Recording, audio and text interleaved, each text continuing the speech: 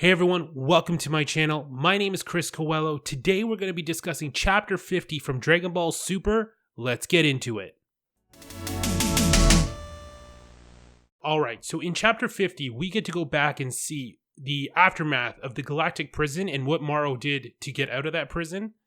So it's actually pretty cool because, we get to spend a little bit of time with the guards, we get to spend a little bit of time with the inmates, and we get to see exactly, how they're all dealing with the situation. So they throw in a little bit of comedy and do things like that. To be honest, I felt like the middle of this story was starting to drag on a little bit, but I do like the fact that we got to see the effects of what Moro's wish did, and the fact that he released all of the prisoners from the jail and just watching them get up and just leave that jail cell. So I thought it was pretty cool to read, but what happens next I thought was more interesting, because then they started to show all the villains who are going to be teaming up with Moro.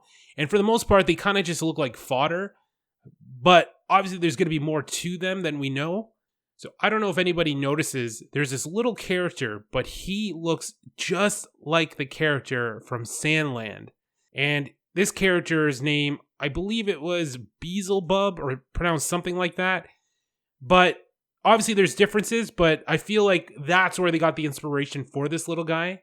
Because, I don't know, as soon as I saw him, I'm just like, oh my god, that's Beelzebub. So anyway, back to the story. We get to go right back to Planet Namek, which is what I was wanting. And we get to see all of the villains show up as well.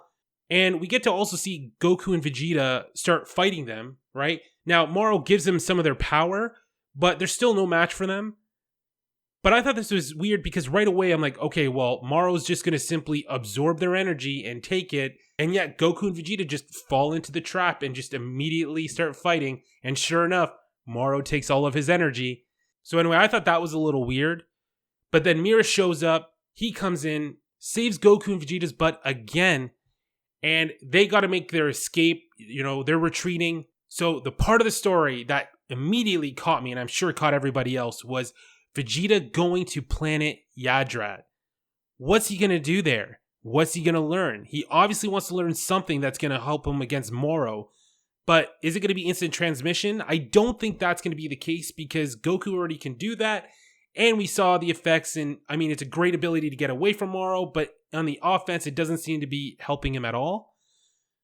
I think he's going to learn something that we haven't seen yet, and it's going to be a totally new ability that is just going to bring Vegeta to another level, fill that gap again with Goku, of course, until Goku learns another ability that puts him over the edge again, but that's for another story. I'm really excited to see what's going to happen with Vegeta and what he's going to do on planet Yadrat. And in the meantime, what are they going to do while they're on the defense? Because now Moro's on the offense. So this means he's going to be going around and probably killing a lot of people. So Chapter 51 is coming up next. If you guys like my video, hit that subscribe button. Leave a comment. I'd love to know what you guys think is going to happen with Moro and Vegeta and Goku. Like, where are they going? What's going to happen next? What's Vegeta going to learn? So I'd love to read what you guys have to say. Let's start a conversation. Other than that, though, I'm going to be working on Chapter 51 right now. I'm going to be uploading that right away. So stay tuned for that. I'll see you guys next time.